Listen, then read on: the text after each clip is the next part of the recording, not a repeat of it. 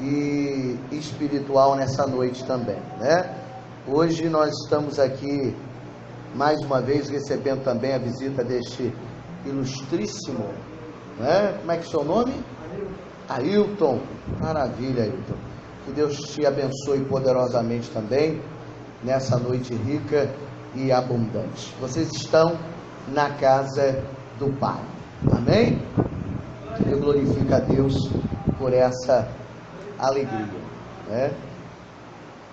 Eu gostaria que você abrisse a sua Bíblia em Efésios capítulo 6. Como temos visitantes aqui, vamos ler a partir do verso 10, né? Nós já passamos por ele, mas vamos ler novamente a partir do verso 10, Efésios capítulo 6, a partir do verso 10.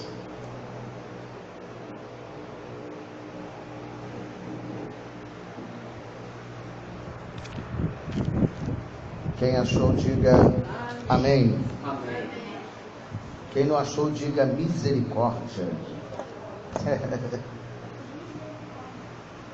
Vocês vão encontrar. Garanto para você que está na Bíblia. Isso, acha aí.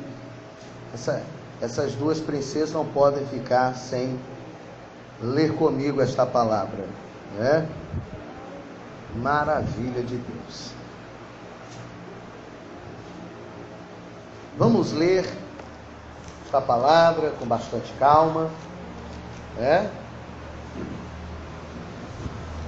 Para que todos possam refletir nela. E diz assim: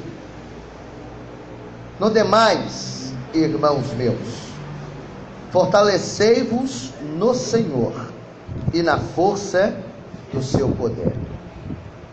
Revesti-vos de toda a armadura de Deus, para que possais estar firmes contra as astutas ciladas do diabo. Porque não temos que lutar contra carne e sangue, mas sim contra os principados, contra as potestades, contra os príncipes das trevas deste século, contra as hostes espirituais da maldade nos lugares celestiais. Portanto, tomai toda a armadura de Deus, para que possais resistir no dia mau, e havendo feito tudo, ficar firmes. Estais, pois, firmes, tendo cingido os vossos lombos com a verdade, vestindo a couraça da justiça, calçado os pés na preparação do evangelho da paz, tomando sobretudo o escudo da fé, com o qual podereis apagar todos os dardos inflamados do maligno. Tomai também o capacete da salvação e a espada do Espírito, que é a palavra de Deus, orando em todo tempo, com toda oração e súplica no Espírito, e vigiando nisso, com toda perseverança e súplica por todos os santos, e por mim, para que me seja dada, no abrir da minha boca, a palavra com confiança, para fazer notório o mistério do Evangelho. Amém? Você pode aplaudir a Deus por essa palavra. Glorificado e exaltado seja o Senhor. Bom, vou me reportar principalmente. Vocês estão me ouvindo bem? Vovó está ouvindo bem? Está me ouvindo bem? Faz assim. Tá? Está ouvindo bem? Diga amém. Amém. Aí, vovó. Maravilha. Eu sou apaixonado pela terceira idade, tá? Gosto muito, né? E eu sou um cabra inteligente, sabia? Porque aquele que ama a terceira idade está preparando a sua própria terceira idade, sabia? Né? Se eu honro a senhora, quando eu ficar próximo da idade da senhora, Deus vai usar alguém para me honrar também. Então tem que ser inteligente. gente. Amém? Quem honra os mais velhos, quando a gente ficar mais velho, a gente também é honrado, né? Agora, quem maltrata os mais velhos, quando ficar mais velho, vai ser maltratado. E a gente não quer isso, não é verdade? A gente quer ser bem tratado, não é tão bom ser bem tratado, não é verdade? É bom demais, né? Às vezes a gente está triste, mas quando a gente é bem tratado, a gente fica alegre, não é verdade? Fica feliz, porque a gente percebe o carinho e o amor daquela pessoa.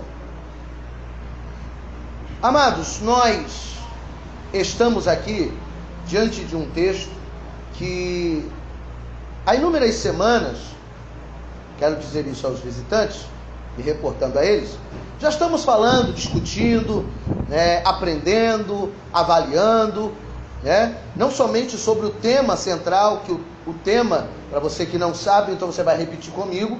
Então repita comigo no 3. 1, 2, 3. Quem sou eu? Quem sou eu? Mais uma vez. Quem sou eu? Eu só não ouvi a vovó falar, gente. Ela tem que falar também. Vovó, como é que é, vovó? Quem sou eu? Ai, que coisa linda. Até a vovó falou de hoje. Ô, glória. Já vou feliz para casa. E esse tema é um tema difícil, embora pareça ser fácil, né?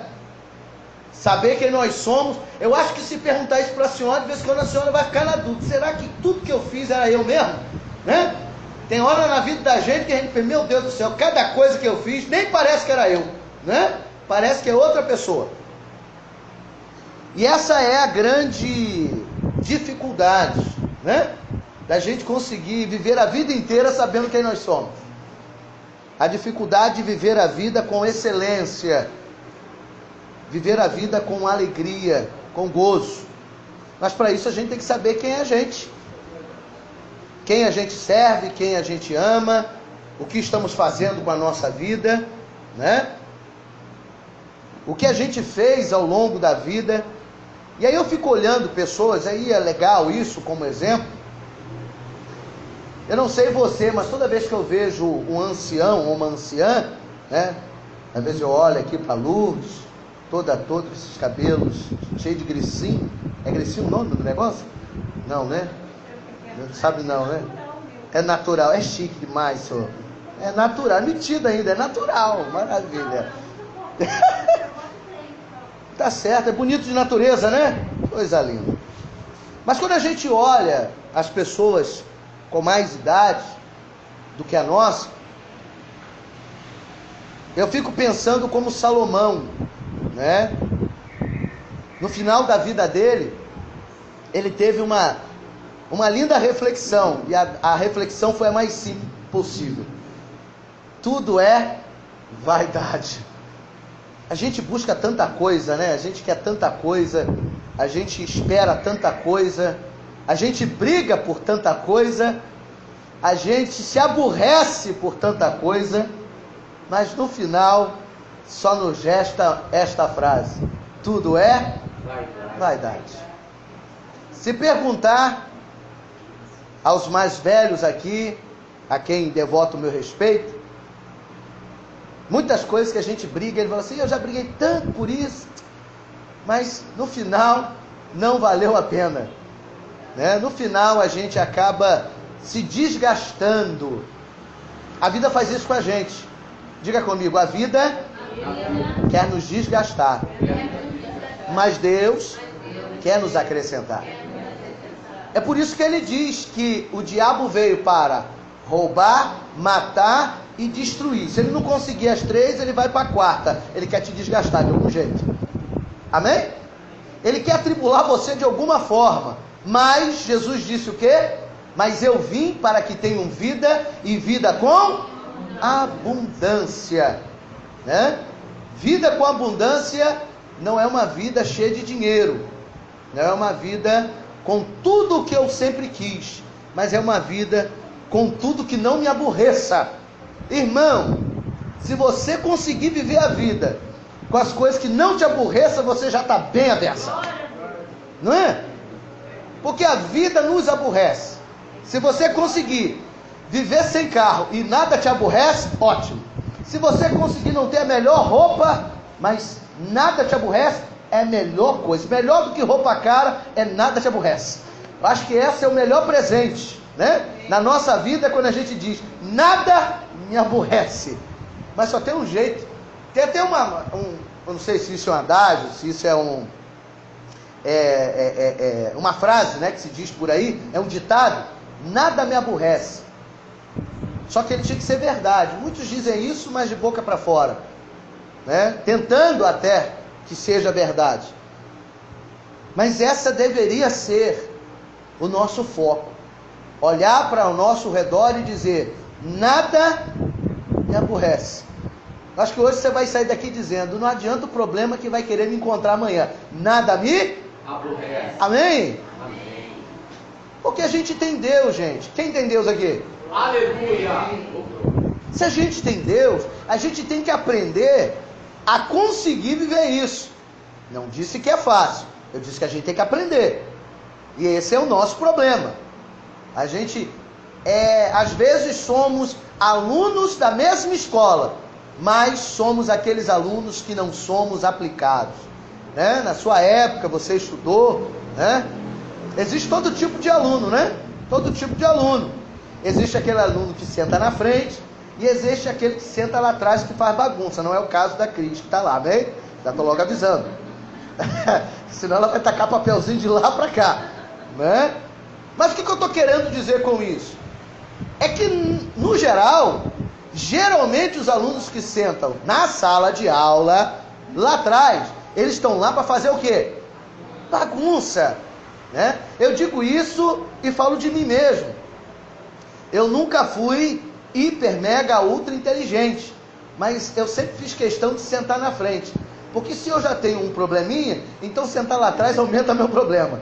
Então, quanto mais na frente eu estiver, mais perto eu vou estar da professora e os meus ouvidos estarão mais próximos da explicação e longe daquele que vai me aborrecer. Tá dando para entender? Porque a pior coisa é o lugar que a Cris está sentada, meu irmão. Pensa num lugar ruim. É o lugar que a Cris está sentada. Por quê? Porque quem senta atrás vê tudo de ruim que acontece. Tudo de errado. Você acaba sendo, né, o para-raio, né, ou o recebe problema, né, o imã de problema. Você acaba atraindo, porque nós estamos mais próximos dos erros. É por isso que Jesus, ele nos faz, com a sua palavra, nos aproximar dele, né? Ó, a Bíblia diz uma coisa linda, vovó. A Bíblia diz o seguinte, ó: chegai-vos a Deus. Vamos repetir isso? Chegai-vos a Deus. Então só vocês, faz o quê? Chegai-vos a Deus. E ele Vos achegará a vós. Amém? No popular, chega próximo de Jesus, que Jesus chega pertinho, chega junto. Jesus nessa noite quer chegar junto. Amém? Hoje Jesus quer falar o seguinte, Deia, né? Deia, deixa eu aqui triste. Mas ela está perto de quem? Perto de? E Jesus está dizendo assim, você veio para o melhor lugar, porque é aqui que eu vou chegar pertinho de você, acalentar teu coração, trazer alegria à tua alma e refrigerar a sua vida. Aleluia. Quando a gente chega perto de Jesus, Jesus chega perto da gente. Isso é muito legal, uma matemática espiritual. Chegai-vos a Deus e Ele chegará a vós. E, consequentemente, se eu me afasto de Deus, Ele também fica longe de você. Amém? Por isso que às vezes as pessoas querem ver Deus, mas elas são as primeiras a darem passos para trás e não para frente. Chegar a Deus é tentar ouvi-lo. Diga comigo, chegar a Deus, é tentar ouvi-lo, tentar vê-lo, tentar se aproximar. Quanto mais eu faço isso, quanto mais eu intento isso no meu coração, mais Deus fica próximo de mim. É uma matemática espiritual, bíblica, porque eu me posiciono perto e Deus está mais perto ainda de mim. Mas quando eu me afasto, automaticamente eu fico longe. Não é Deus que fica longe, é você que fica longe dele. Amém? Porque se você se afasta, se eu fizer isso aqui, eu estou mais perto ou longe de você? E se eu fizer isso aqui, eu estou mais perto ou mais longe de você? Mas se eu fizer isso aqui?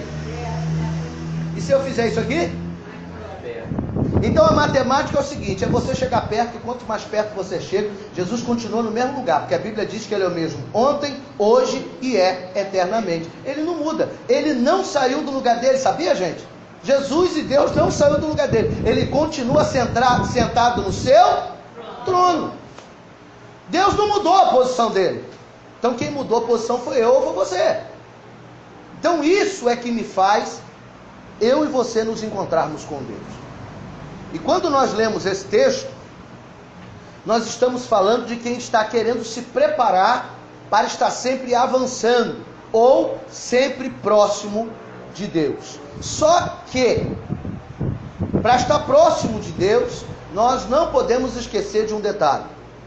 Ninguém vai conseguir ficar todo o tempo, todo instante e durante toda a sua vida próximo de Deus sem algumas coisas. Quais delas? A primeira, problemas, dificuldades, aborrecimentos, angústias, tristeza. Tudo isso faz parte da sua caminhada. Por isso a minha necessidade de chegar perto de Deus. Porque o mundo ele me aborrece. O mundo ele tenta me entristecer. Então por isso que a Bíblia diz o seguinte, olha como é que a Bíblia é linda. A Bíblia diz o seguinte, a Bíblia diz que se eu quiser agradar a Deus, eu tenho que aborrecer quem? Uau! Olha que coisa legal. Então se eu quero agradar a Deus, eu tenho que deixar... Quem que eu tenho que deixar aborrecido? O mundo. Mas se eu agradar o mundo, quem que eu aborreço? A Deus. É Bíblia. Então quanto mais eu agrado a Deus, mais aborreço o mundo. E quanto mais eu aborreço o mundo, mais ele vai tentar todos os dias me entristecer e me angustiar. Aí entra as armaduras de Deus. As armaduras de Deus são para que eu e você estejamos prontos no dia bom, não é isso? Não. Ah, não? É no dia mal. Então para que eu boto armadura, vovó? Não é para ficar bonito, nem parecer um robô. É para estar pronto para o dia mal. Hoje Deus está dizendo isso para mim, está dizendo isso para você, está dizendo isso para nós. Ailton, né? Ailton. Colocar as armaduras é estarmos sempre prontos para o dia mal. É saber que o dia mal, ele é mal por si só. Ele não é mal por causa de você. Ele não é mal porque está acontecendo alguma coisa na tua vida. Ele não é mal porque você merece. Ele é mal porque ele é mal. Ele é mal porque a palavra diz que a cada dia basta o seu mal. Então todo dia tem um problema, todo dia tem um mal, todo dia tem uma angústia, todo dia tem uma dorzinha, né, vovó? De vez em quando dá uma dor, não dá? A senhora sente algumas dorzinhas? Muita, né, vovó? Meu Deus. Mas, se você tiver com as armaduras de Deus, Deus vai aguentar a senhora firme aí. Amém? Que as armaduras nos faz a gente ficar forte, né? Faz a gente resistir. A dor está lá. Agora deixa eu dizer uma coisa aqui, já que eu brinquei com essa questão da dor aqui. Gente, quem aqui já viu os atletas das Olimpíadas, principalmente as meninas ou os meninos da ginástica olímpica? Quem já viu? Quem já viu? Levante a mão. Principalmente porque passamos aí a Olimpíada e a Para-Olimpíada. Se você conversar com eles, eles são exímios, né? São muito bons no que fazem, saltam, pulam, né? Vovó também já deve ter saltado quando era mais nova, né? Só tinha cara que era arteira, hein? Não era não? Era quietinha? Quietinha? Era quietinha, então tá bom. A senhora quietinha, né? Quietinha, tá certo. Então escute, esses meninos são arteiros, né? E pula, e salta, dá rodopio. Mas converse com eles e pergunta se o treinamento deles faz eles ficarem isentos de dores. A gente tem a sensação que eles não sentem nada, né? Rapaz, mas esses caras devem ser prático, Ailton, o próprio super-homem. Não sentem nada, hein? O homem borracha.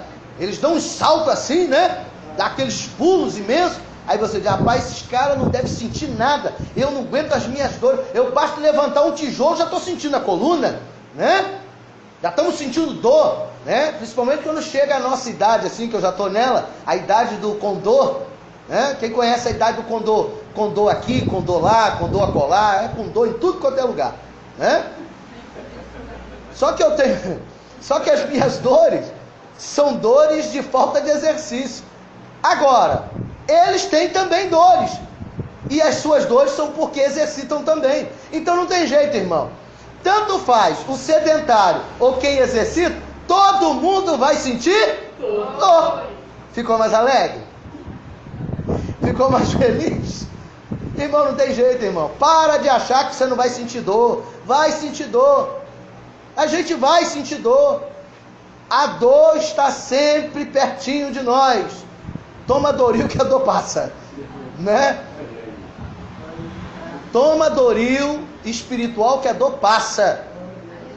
Amém? Deus hoje está dando um Doril de fé. Ô glória! Né? Porque a dor está com a gente. Só que eu não estou com ela, amém? Ela está sempre perto da gente. Ela quer sempre nos pegar, quer sempre nos alcançar. Mas eu tenho que mostrar para ela quem é que manda nesse negócio. Quem é que manda em mim? Quem é que manda em quem sou eu? Porque às vezes as dores, o cansaço... É claro, eu não estou falando de dores que realmente são insuportáveis, que a gente não consegue andar, não consegue levantar. Não estou falando desse tipo de dor. Que aí são dores físicas, são dores fisiológicas, né? Como a vovó disse, sente muitas dores. É normal, é o tempo, é a idade, faz parte, são os ossos, né? Afinal de contas, são 97 anos andando para lá e para cá, né? Fazendo exercício, não é verdade? Porque a senhora tem cara trabalhadora, não era arteira, então era trabalhadora. Era muito trabalhadora a senhora? É muito trabalhadora. Então a senhora, quanto mais trabalhava, sentia dor também. E o tempo passa e o nosso corpo sente. Mas as dores que eu estou falando aqui não são dores nas nossas articulações. São dores que estão além dos nossos ossos. São dores que estão além das nossas articulações. São dores que estão na alma, dores que estão no dia a dia, dores que estão no nosso convívio, dores que estão perto da gente, dores que a gente nem imagina que um dia vai ter, mas ela está só esperando a hora de dizer, eu aqui, ó.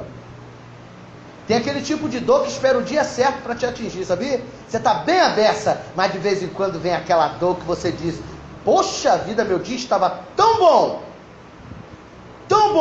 tinha que acontecer isso para estragar meu dia. Tem dia que essa dor vem quando a gente menos espera. Mas para vencer essa dor, nós precisamos dizer para ela quem é que manda. Porque nas nossas dores espirituais, e aí eu não estou falando de físico, eu estou falando de quem sou eu, né? De como eu me comporto diante dos meus problemas e diante das minhas crises, eu vou precisar dizer a mim mesmo, quem sou eu diante das minhas dores? Quem é você diante das suas dores? Dores emocionais, dores psicológicas, dores espirituais, dores do coração, como hoje. A vovó está triste porque perdeu alguém querido. Ela está com dor, está doendo, está ou não está doendo? É ruim demais a gente perder a quem a gente gosta, quem a gente ama. E pior, provavelmente era mais nova do que ela, né?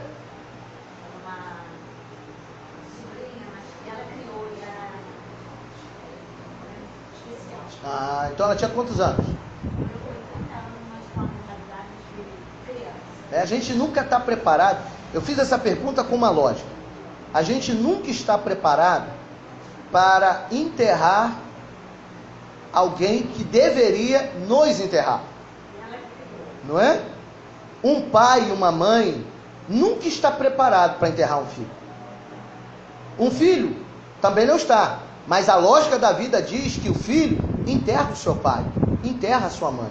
Quando é o inverso, a dor, se já é ruim, ela quadriplica, porque a gente não consegue enxergar dessa forma. Porque a gente imagina que vai partir e os outros vão depois da gente, né?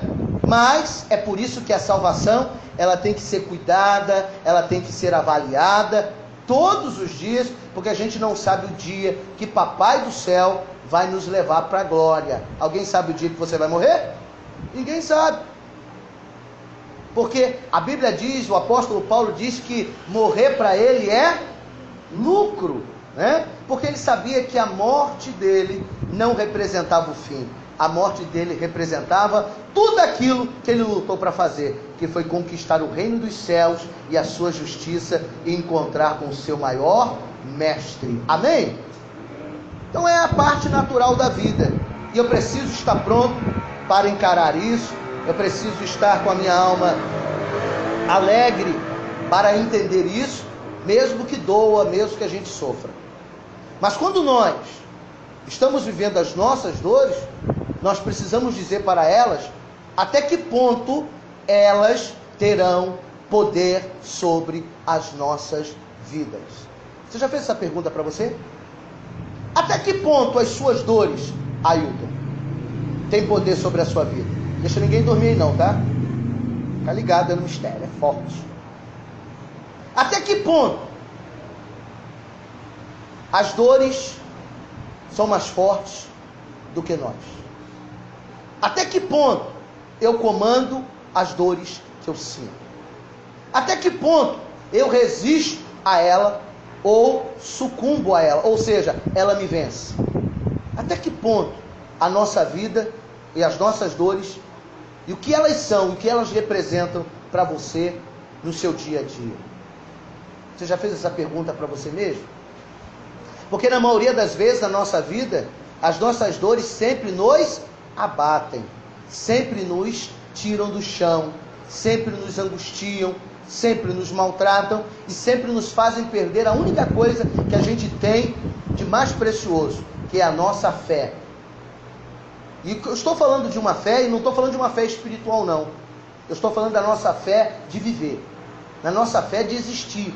Porque existem dois tipos de fé: a fé natural e a fé espiritual. Eu disse, existe quantos tipos de fé? Dois tipos: a fé natural e a fé espiritual. É dois tipos de fé que têm as suas condições para trabalhar ou para agir dentro de nós. Todo ser humano, ele tem a sua fé natural. Todo ser humano tem. E o que é a sua fé natural? Nada mais é do que a certeza de que você confia em você mesmo. A certeza de que você tem posicionamento em fazer, em realizar, em agir, em contribuir, em promover alguma coisa. É a sua fé natural. A sua fé natural faz você sair de casa para ir a algum objetivo. Agora, a sua fé espiritual faz com que você permaneça no seu objetivo e não deixe com que todas as dores matem você no meio da sua caminhada.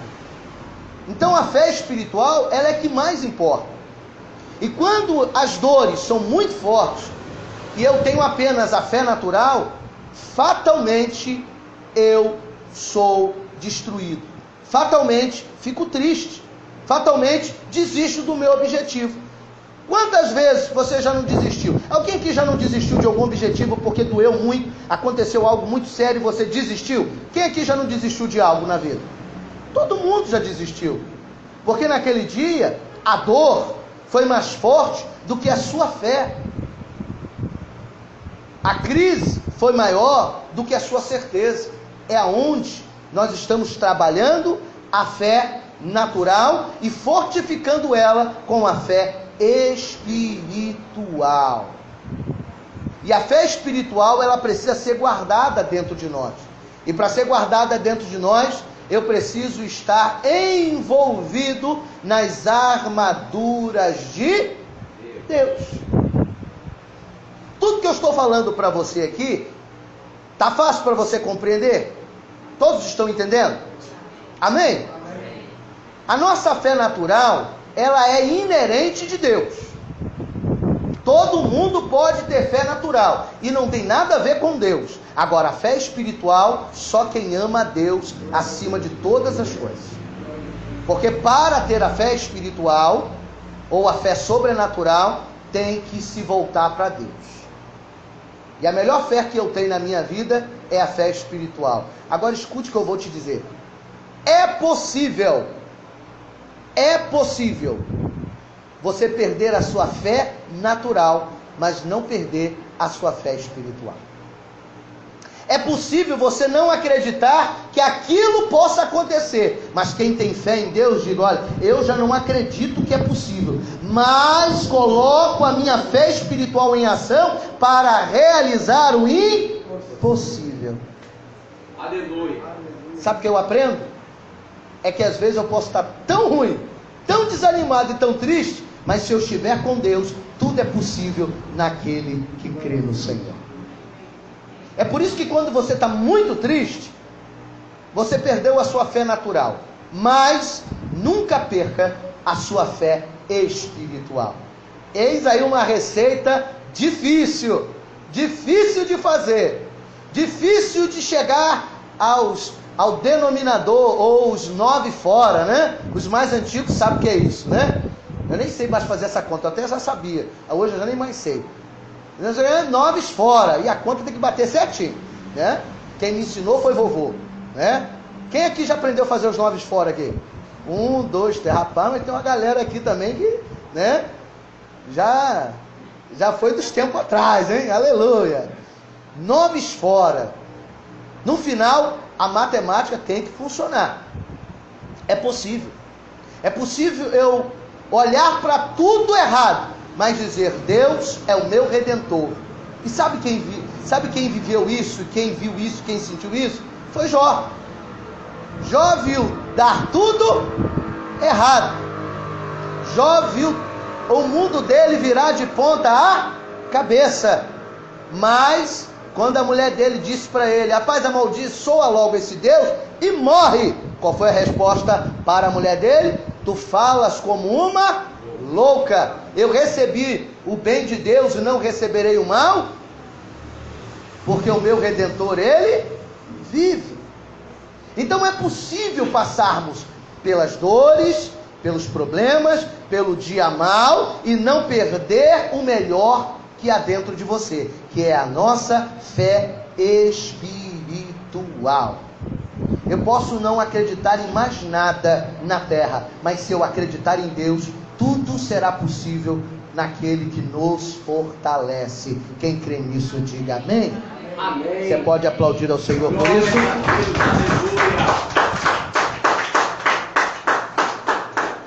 Agora, se eu perder a fé natural e a fé espiritual, pensa num cabra lascado, é esse.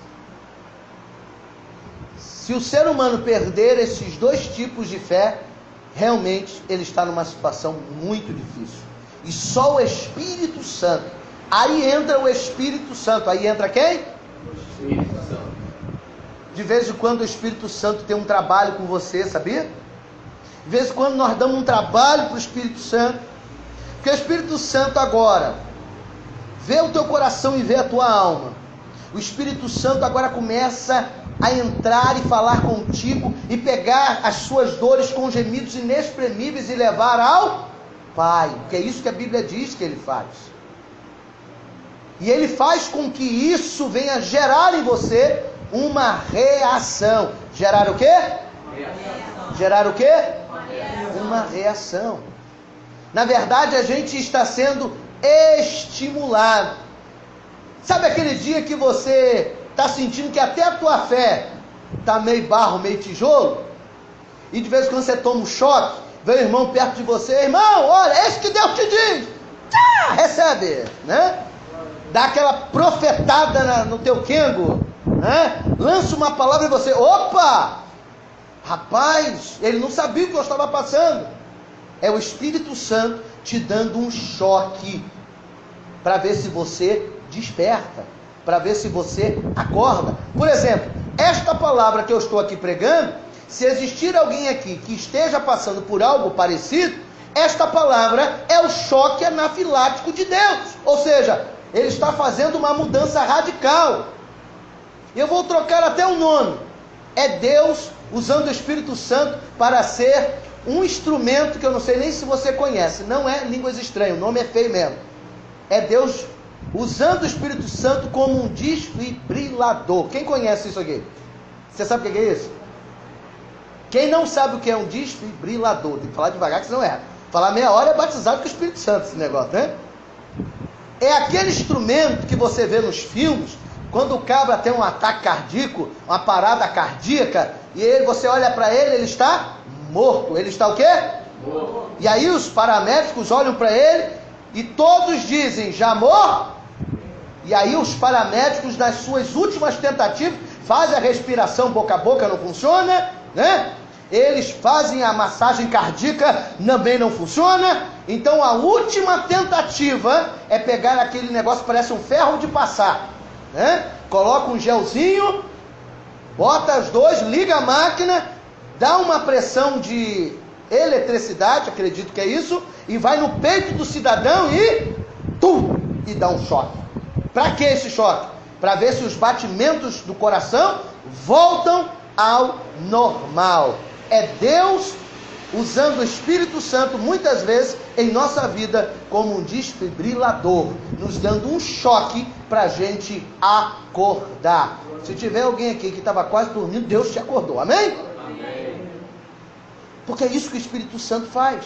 Tem dia que o Espírito Santo te dá uma banda, te joga no chão, e você não entende nada, mas é o Espírito Santo te dando um choque para você acordar. Porque às vezes a sua fé natural está ruim, e a tua fé espiritual também não está lá grandes coisas, e o Espírito Santo vem e lhe dá um choque.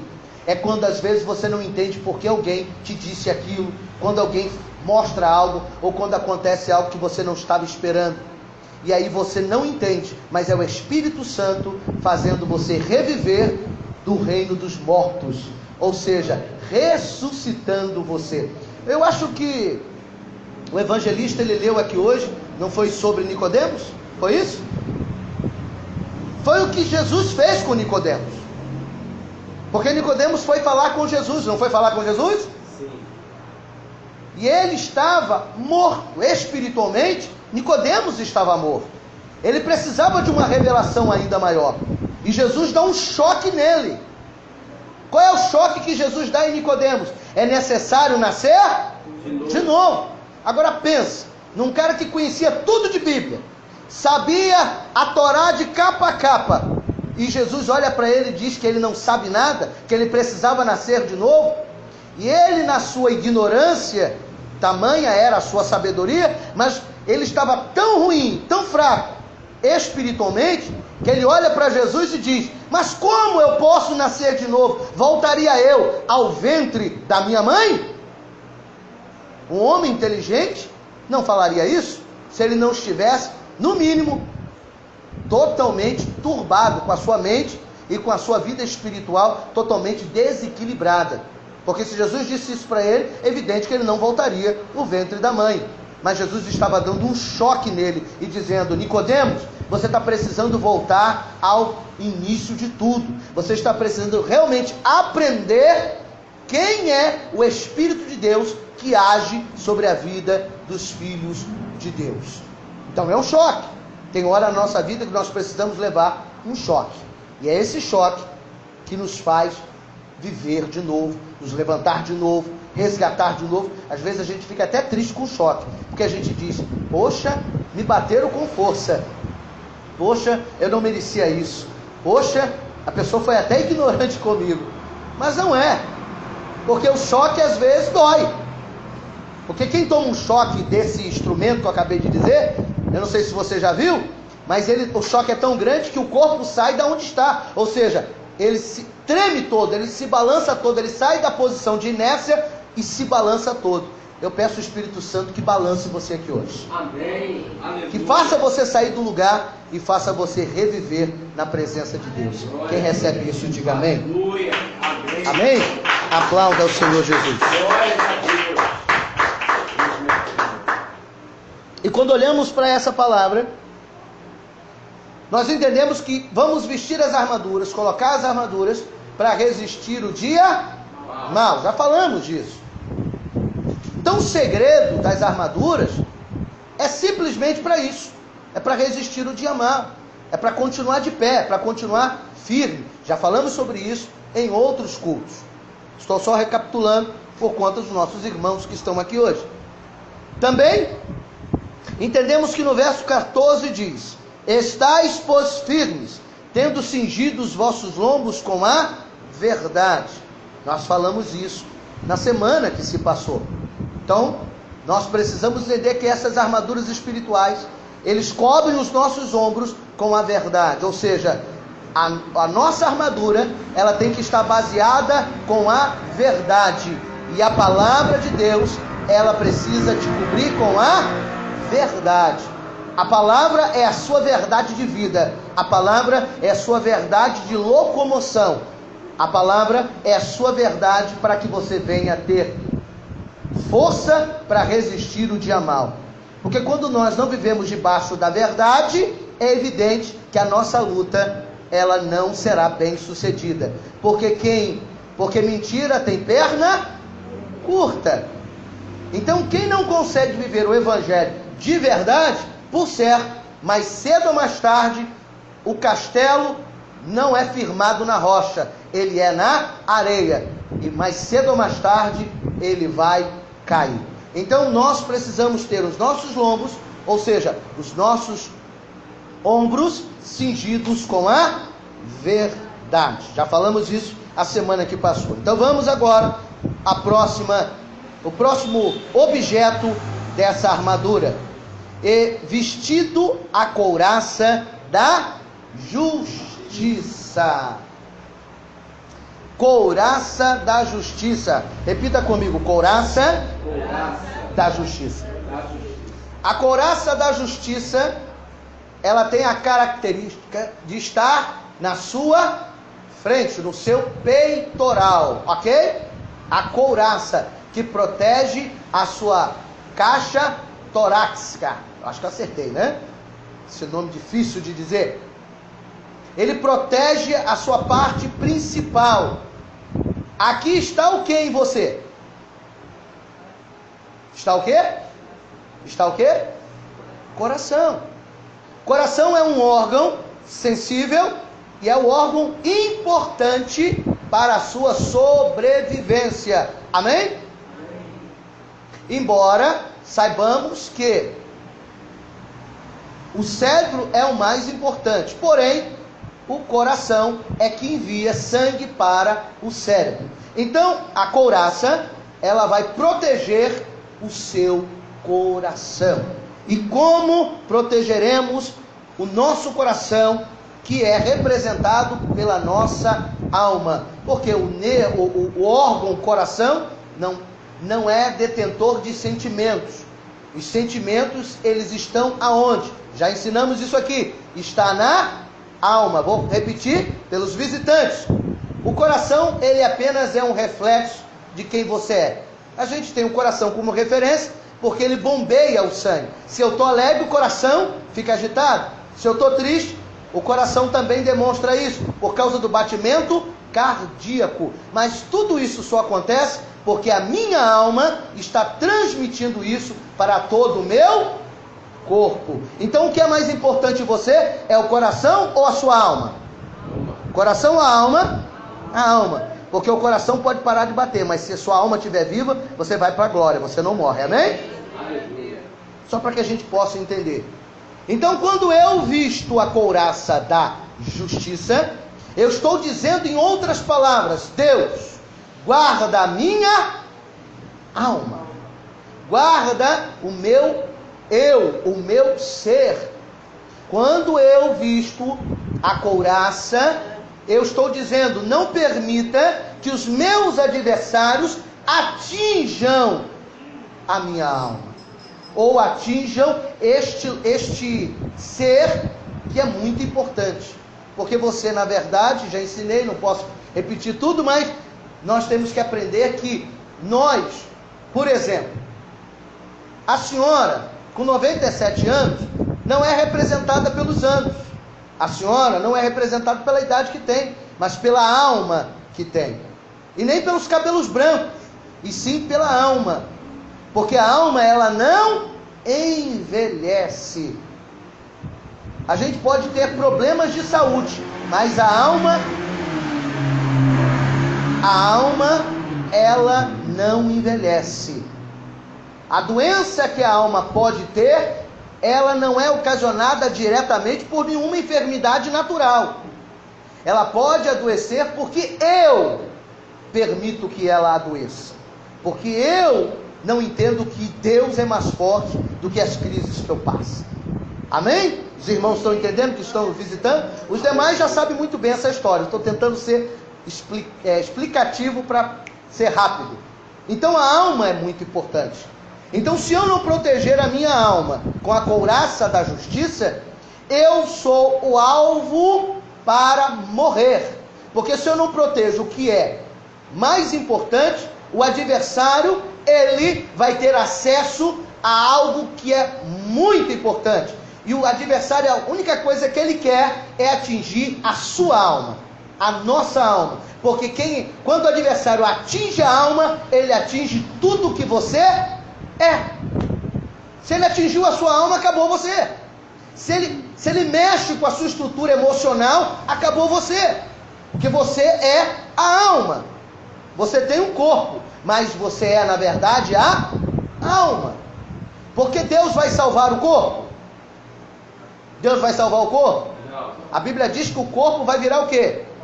Então essa coisinha bonitinha que você tem, ou essa coisa feinha que nós temos, vai virar o quê? Pó. A única coisa que Deus vai levar é a alma. Então a alma é que Deus preza, a alma é que Deus guarda, a alma é que Deus trata, a alma é que Deus livra. É por isso que nós envelhecemos, é por isso que temos cabelos brancos, é por isso que o nosso corpo fica cansado, porque o nosso corpo é a carne, mas a nossa alma não sente o efeito da nossa idade. Amém? Amém. Quando eu não protejo a minha alma com a couraça da justiça, e agora vem a pergunta: o que é a justiça? O que é a justiça para proteger a minha alma? Por isso que a Bíblia diz que eu e você temos que andar em retidão com o Senhor. A justiça, a gente tem a seguinte ideia da palavra justiça. Veja se não é essa ideia. Quando nós falamos assim, Deus vai fazer justiça, aí a gente já imagina que Deus vai arrebentar um, né? Vai mandar matar, vai destruir, vai arrancar uma perna, vai colocar no leito, né? Vai quebrar o cara no meio. Só que a justiça de Deus, Ele trata, é a alma do ser humano. Porque Deus não tem prazer em machucar ninguém. O prazer da justiça de Deus é ensinar alguém. E a primeira pessoa a ser ensinada é você. Então, quando eu visto a couraça da justiça, essa couraça da justiça, essa justiça, presta atenção na pergunta, essa justiça, ou a couraça dessa justiça, é para quem? É para quem está do meu lado, ou para mim, que estou vestindo ela? Hã? Eu quero ouvir, é para quem? É para você, não é? Então, quando eu coloco a couraça da justiça, aonde é que tem que entrar a justiça de Deus? É na vida do outro ou na minha vida? Deu para entender agora? A coisa mais difícil é a gente querer viver a justiça de Deus em nossa vida. Sabe por quê? Porque a justiça de Deus, ela é reta, fiel e não faz curva. É por isso que de vez em quando Deus chama, aperta, dá aquele puxão de orelha, porque quem coloca a couraça da justiça tem que entender que a couraça da justiça também vai ter que nos ensinar a andar na linha. E para andar na linha é para termos a nossa alma longe do que é mal, longe dos dardos inflamados de Satanás. Quando eu coloco a couraça da justiça, eu estou dizendo, em outras palavras, eu estou dizendo: Deus, não permita que eu ande fora da sua justiça, dos seus caminhos. Só que para não andar fora dos caminhos de Deus, nós vamos apanhar um bocado, sim ou não? Nós vamos ter que aprender um bocado, sim ou não? Sim. É fácil andar na justiça de Deus? É fácil andar na justiça de Deus?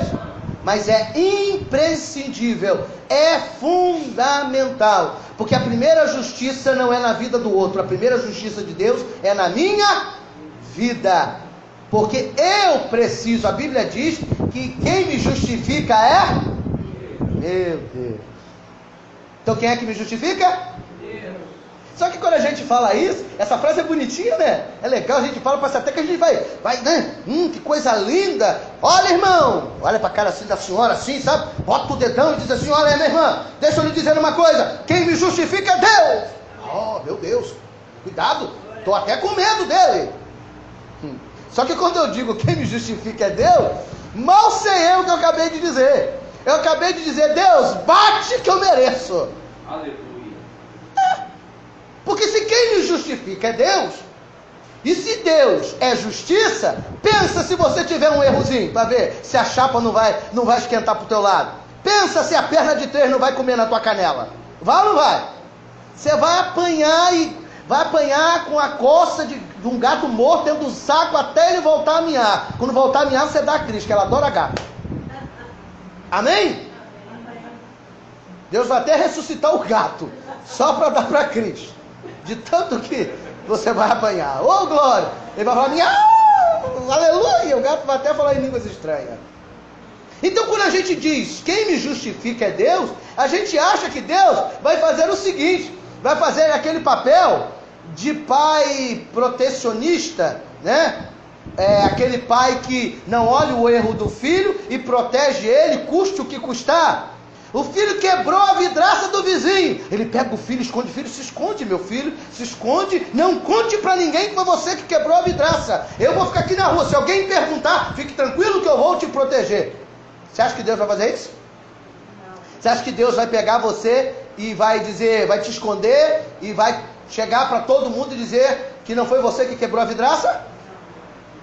Porque quando nós dizemos que é Deus que nos justifica, a primeira coisa que Deus vai fazer é o seguinte: para Deus te justificar, Ele vai olhar para dentro da sua.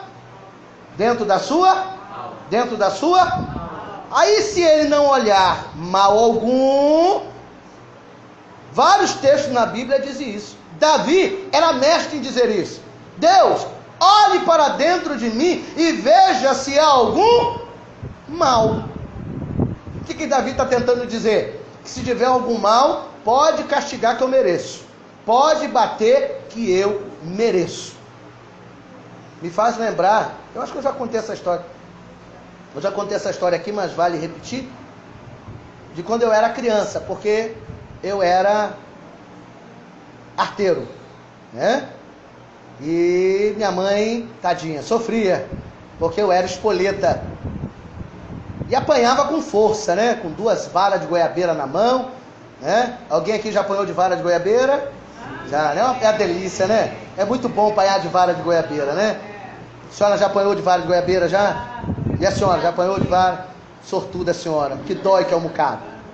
Negócio, o senhor tem cara também que apanhou de vara de goiabeira, já apanhou? Já, né? Apanhou de 1 ou de 2? De uma vez? Uma porção, né? Eu botava a goiabeira inteira na mão, né? Eu apanhava era logo de 2, uma em cada mão. Quando uma ia, a outra já estava voltando, né? E um certo dia, eu olhei para a enceradeira da minha mãe e ela tinha uma capa, né? Quem lembra daquele chão vermelhão, né? Vermelhão, né? Aquela coisa que, poxa, você olha assim, é lindo, né? Cera cardeal, né? Aí tinha várias cores, tinha verde, tinha vermelho, tinha incolor, tinha mais outra cor? Amarelo, que mais? Voltando aqui, nostalgia, né? Voltando ao tempo que não volta mais. Graças a Deus. Porque aquilo era uma prova, irmão. Para manter a casa no chão, no vermelhão, aquilo era uma prova. Mas enfim. Então tinha aquela enceradeira, uma enceradeira, né? Era verde, eu me lembro como se fosse hoje. Era verde, né? Ela era verde assim, né? E quem tinha uma enceradeira era rico, porque o negócio era no joelho, era na mão, né? Escovão. Minha mãe, não sei como é que foi, aí eu já não lembro, pergunta. Ela tinha uma enceradeira.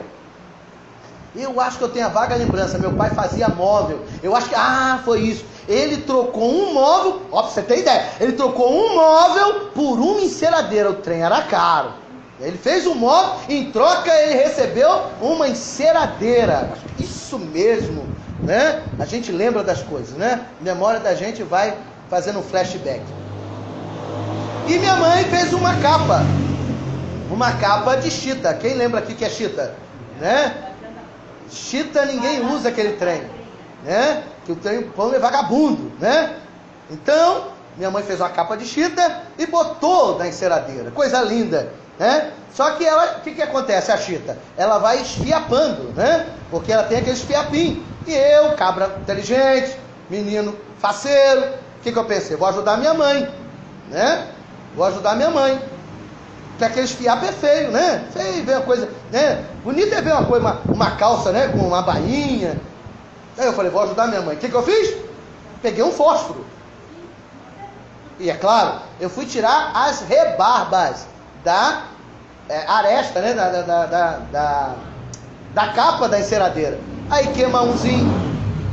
Queima um, queima dois, vai queimando, ficando lindo, irmão. Tem que ver, tá ficando bonito, tudo igualzinho, assim, bonitinho, tá coisa linda.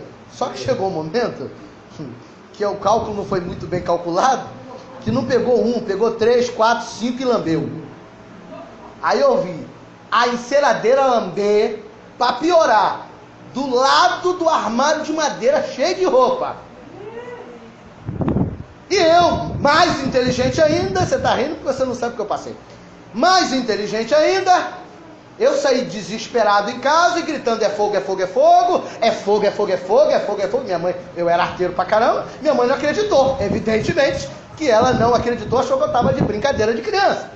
E eu, minha mãe não me atendia, eu falei, eu tenho que fazer alguma coisa. Por quê? Porque eu sou inteligente. Já sei, vou pegar jornal para apagar o fogo. Oh, aleluia! Aí eu peguei jornal. E quando eu boto o jornal para apagar o fogo, adivinha o que aconteceu? O jornal pegou fogo também. Que maravilha. E eu saí correndo, e fogo, e minha mãe. Aí que a minha mãe sentiu um cheiro da fumaça. Aí ela falou, o negócio é sério. E ela pegou a água da geladeira, me lembro como fosse hoje, ela não teve nem cabeça de encher. A água que ela viu, ela veio, tirou a enceradeira perto do móvel, jogou no meio da sala e apagou o fogo. E aqui entra a história da justificação. Eu olhei para aquilo e falei assim, agora eu estou lascado. Se eu apanhava de 2 varas, hoje a coça vai dobrar à noite, vai fazer vigília, que eu vou apanhar com vontade. Mas eu fiquei tão arrependido, que eu olhei para minha mãe e disse o seguinte: mãe, deixa eu lhe dizer uma coisa. Dessa vez a senhora tem toda a razão. Eu mesmo fiz isso. Não ri não, hein? Eu abaixei as calças e disse, pode bater que eu mereço. Minha mãe olhou para mim e, pelo incrível que pareça, pela primeira vez eu fiz uma arte e ela não me bateu. Porque ali Deus me justificou. Porque se eu apanhasse ia ser dolorido. Mas o que eu estou tentando dizer com essa história real? É que quando há um arrependimento, a couraça da justiça te protege do acusador. Deu para entender? Amém, meu irmão? A necessidade de usar a couraça da justiça é para te livrar do mal maior. Mas não se esqueça que a justiça primeiro será aplicada em nós. Amém? Que a justiça de Deus seja aplicada em vós. E se você não for achado em falta, Deus lhe abençoará. E se houver alguma falta, Ele tratará, cuidará, sarará as feridas e fará de você um vaso novo para que Ele justifique você na sua caminhada. Quem entendeu isso, diga amém. Amém. E acabou.